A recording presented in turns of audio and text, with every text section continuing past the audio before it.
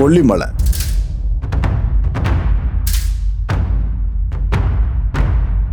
இங்க பல அமானுஷங்கள் நடந்திருக்கிறதா உள்ளூர் மக்கள் எல்லாருமே சொல்றாங்க.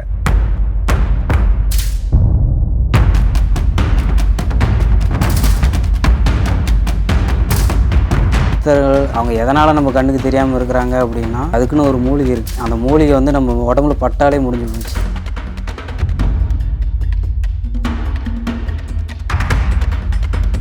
இந்த கொல்லிமலையே அதிசயம். அந்த கொல்லிமலையோட பெரிய அதிசயமே கொல்லிப்பாவை அப்படின்னா அந்த கடவுளை பார்க்க போகும்போது எவ்வளோ தூரம் நமக்குள்ள ஒரு மிரட்சி இருக்கும்.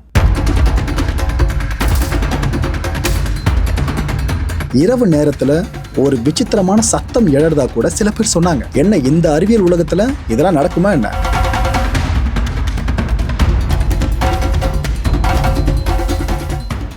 இங்க இருக்க சில மூலிகைகள் நம்ம மதிய மயக்குடன் சொல்றாங்க. எப்படி இந்த மதிகட்டாஞ்சோலை சார்ந்த ஒரு விஷயம் மேற்கொள்ளிடுவாங்க, அதே தான் இங்கேயும் கனெக்ட் பண்ணி சொல்றாங்க. சில மூலிகைகளுக்கு ஹீலிங் அண்ட் மேஜிக்கல் எபிலிட்டி இருக்கிறதாவும் ஆழமா நம்பப்படுது. இன்னைய தேதி வரைக்கும் பல வெளிநாட்டவர்கள் இங்கே வந்து மூலிகைகளை ஆராய்ச்சி பண்ணிட்டு தான் போயிட்டு இருக்காங்க. கொல்லிமலை மண்ணில் விளையிற ஒவ்வொரு பொருளுக்குமே அவ்வளோ ஒரு ஒரிஜினல் சுவை இருக்குது. அதோட தரத்தை உலகத்தில் வேற எந்த பொருளாலையும் அடிச்சிக்கவே முடியாது. பல பேரும் உலகம் முழுக்க இருந்து இந்த கொல்லிமலைக்கு வழிபட வருவாங்கள, அவங்க இங்கே இருக்க உள்ளூர் மக்கள்கிட்ட இந்த மிளகு இன்னும் சில இங்கே விளையிற பொருட்களை வாங்கிட்டு போவாங்களாம். ஏன்னா அந்த உணவுப் பொருட்களுக்கு இருக்க அந்த ஒரு ரா சுவை இருக்குல்ல, அது வேற எங்கேயுமே அவங்க அது பார்த்தது இல்லையா. இப்போ அவங்களுக்கு தெரிஞ்சிருக்கும் கொல்லிமலையில் விளையிற ஒவ்வொரு உணவுப் பொருளுக்கும் அவ்வளோ மவுசு உலகம் முழுக்க ஏன் இருக்குன்னு. ஏன்னா இந்த மண் கலப்படத்தை பெருசாக பார்க்காத தூய மண். இந்த கொல்லிமலையில் மாசிலா அருவி, நம்ம அருவி அப்படின்னு ஒரு சில அருவிகள் இருந்தாலும் அது எல்லாத்துக்கும் தகப்பன் அருவின்னு பார்த்தீங்கன்னா ஆகாய கங்கை தான். கொல்லிமலையோட மிக அற்புதமான ஆகாய கங்கையை நோக்கி நாங்கள் புறப்பட்டோம்.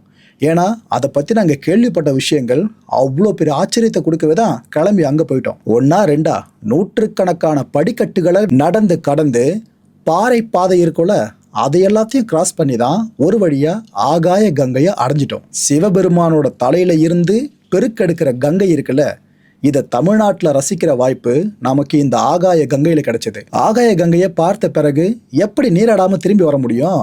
சிவனோட கலக்க சீறி பாஞ்சிட்டோம் அந்த அருவிக்குள்ள. ஆனால் அந்த அருவியை அடைய ஒவ்வொரு அடியையும் நீங்கள் பார்த்து பார்த்து தான் எடுத்து வைக்கணும். அப்படி இல்லைன்னா சிவனை பார்க்குற முயற்சியில் நீங்கள் சவமானாலும் ஆச்சரியப்படுறதுக்கு இல்லை. கொல்லிமலை எந்த அளவுக்கு கொள்ளை அழகானதோ அதே அளவுக்கு ஆபத்தும் நிறைஞ்சது. இதனால தான் நாம் இங்கே எடுத்து வைக்கிற ஒவ்வொரு காலடியவும் ரொம்ப கவனமாக எடுத்து வைக்கணும். இதை மட்டும் நம்ம சரியாக செஞ்சுட்டா போதுங்க. கொல்லிமலையை விட ஒரு பாதுகாப்பான மலை எதுவுமே இல்லைன்னு நீங்கள் புரிஞ்சுப்பீங்க. ஆனால் ரொம்ப ரொம்ப அலர்ட்டாக இருக்கணும் ஒரு ஸ்டெப்புக்கும். இந்த சித்தர் அங்கே வாழ்ந்தாரு, அவருக்கு அங்கே ஜீவ சமாதி இருக்கு. இந்த சித்தர் இங்கே வாழ்ந்தார், இங்கே ஜீவ சமாதி இருக்கு. அது இதுன்னு பல விஷயங்கள் கேள்விப்பட்டிருப்போம்.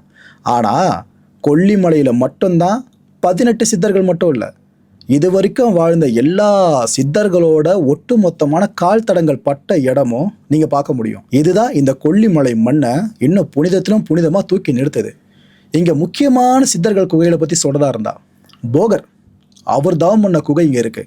அகத்தியர், பாம்பாட்டி சித்தர், கோரக்கர்னு இப்படி 18 சித்தர்களும் இங்க வந்து தவம் பண்ணியிருக்காங்கன்ற விஷயம் இங்க உறுதிப்படுத்தப்படுது. ஆனா என்ன, இந்த இடங்களை நீங்க ரீச் பண்ணணும் அப்படின்னா காட்டுக்குள்ள நடக்கணும். அதுக்கு எப்பவுமே அனுமதி கிடைக்காது. அந்த ரிஸ்க்கும் இங்க இருக்கு. சித்தர்கள் இன்னும் வாழ்ந்துட்டு தான் இருக்காங்க. சூட்சம ரூபத்துல இங்க அடிக்கடி வந்து போயிட்டு இருக்காங்கன்னு உள்ளூர் மக்கள் ஆழமா அடிச்சு சொல்றாங்க.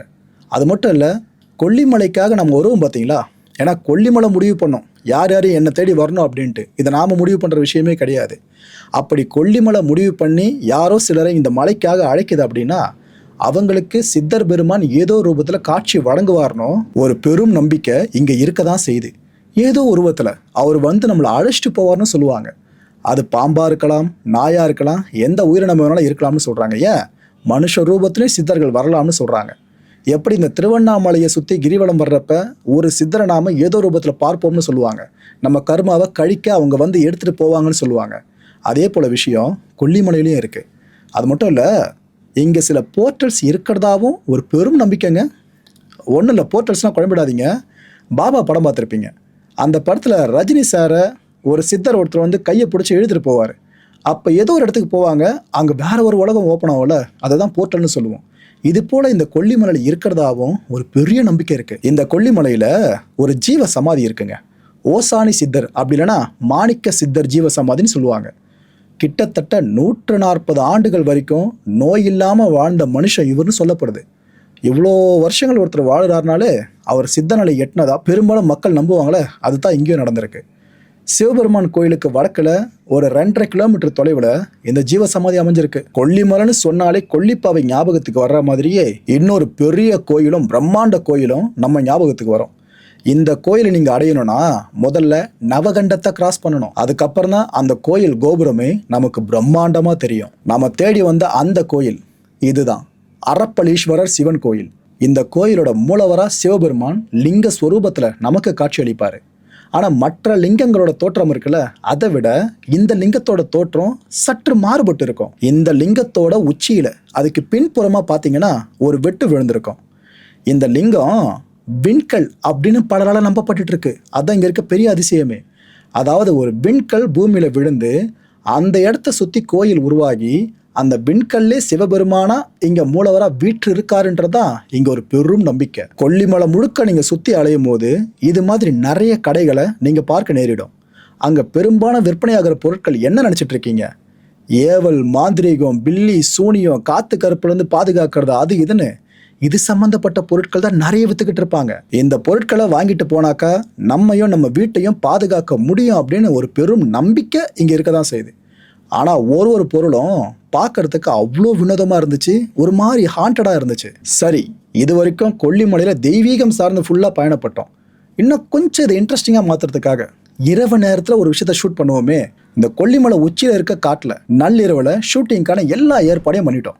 இந்த மை இருட்டில் கார் லைட்ஸோட வெளிச்சம் இருக்குல்ல, இதை பின் தொடர்ந்தபடியே தான் மலை உச்சியை நாங்கள் அடைஞ்சோமே. அப்போது உள்ளூர் வாசி ஒருத்தரை நாங்கள் பார்த்தோம்.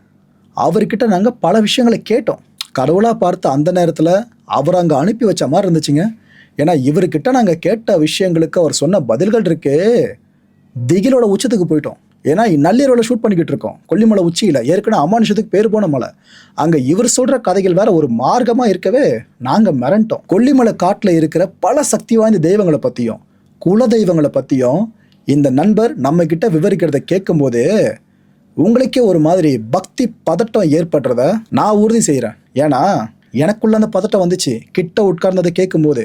அப்போ உங்களுக்கு இந்த மலை உச்சியில் ஷூட்டிங்கை முடித்த பிற்பாடு கீழே இறங்கணும். இப்போ அதுதான் அடுத்த பெரிய டாஸ்க்கு. ஏன்னா பயத்தோடு மேலே வந்தோம். இப்போ அந்த கதைகள்லாம் கேட்டு பயம் இன்னும் அதிகமாகிடுச்சு. நாங்கள் கீழே வரும்போது வயிற்றுக்கும் தொண்டைக்கும் இடையில ஒரு உருளை தொடங்குச்சு பாருங்க. ஏன்னா அந்தளவு எல்லாரும் பதறி இருந்தோம். இதுக்கு காரணமே அந்த மனுஷன் சொன்ன கதைகளை கேட்டு எங்களுக்குள்ள வயிறு வேலையை காட்ட ஆரம்பிச்சிடுச்சு. ஒரு வழியாக தரையை அடைஞ்சதுக்கப்புறம் தான் தவழ்ந்தபடியே நாங்கள் தங்கியிருந்த ரூமுக்கு போய் சேர்ந்துட்டோம். இல்லைனா எங்கே எப்படி கண்முழிச்சிருப்போமோ. இந்த கொல்லிமலை பயணத்தில் நாம் கடைசியாக பயணித்த கோயில் தான் மாசி பெரியண்ண சாமி கோயில். நாகதேவன் காக்கிற இந்த மலையை மூச்சு முட்டை நீங்கள் கடந்தாதான் பெரியண்ண சாமியோட தரிசனமே உங்களுக்கு கிடைக்கும். அவரோட ஆசி இல்லாமல் இந்த மலையை நீங்கள் கிராஸ் பண்ணவே முடியாதுன்றத இந்த மலையை கிராஸ் பண்ணுற ப்ராசஸ் அப்போவே நாங்கள் தெளிவாக தெரிஞ்சுக்கிட்டோம். உண்மையிலேயே டஃபஸ்ட்டுங்க. ஒரு வழியாக பெரியண்ண சுவாமி கோயிலை அடைஞ்சிட்டோம். இந்த கோயிலுக்குள்ளே எங்களை வரவேற்றது எது தெரியுமா? இதுதான் வானம் முட்டினபடியே நின்றுக்கிட்டு இருக்க இந்த பிரம்மாண்ட கம்பீர அறிவாள் இருக்குல்ல, இதுதான் எங்களை வரவேற்றுச்சு இந்த கோயிலுக்குள்ள.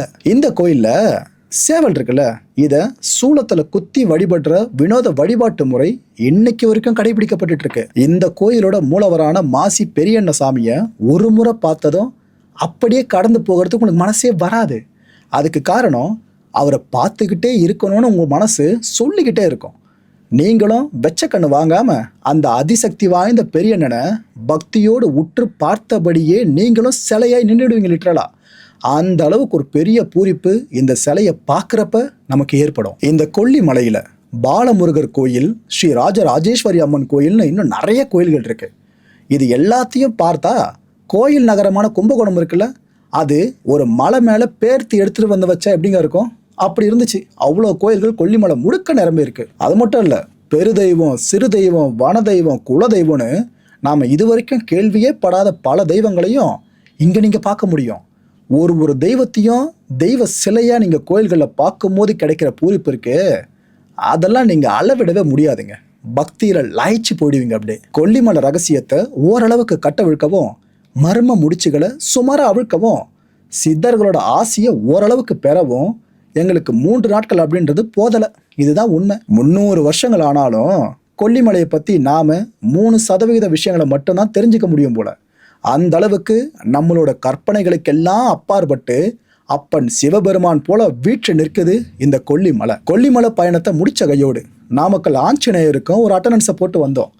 கடவுளான ராமரையே காத்தவராச்சு அப்படின்றத நிரூபிக்கிற அளவுக்கு கம்பீரமான விஸ்வரூபம் எடுத்து நிற்கிறாரு ஆஞ்சநேயர். இந்த கோயிலுக்கு வெளியே பேட்டன் ரைட்ஸ் வாங்கின ஒரு மூலிகை பொருட்களை விற்பனை செய்கிறவரை பார்த்தோங்க. அவர்கிட்ட பல விஷயங்களை கேட்டோம். இதுவே மிரட்சியாக இருந்துச்சு எங்களுக்கு. சிவனே மலையா வீற்று இருக்கிறது திருவண்ணாமலை மட்டும் இல்லை, இந்த கொல்லிமலையும் தான். ஓம் நம சிவாய.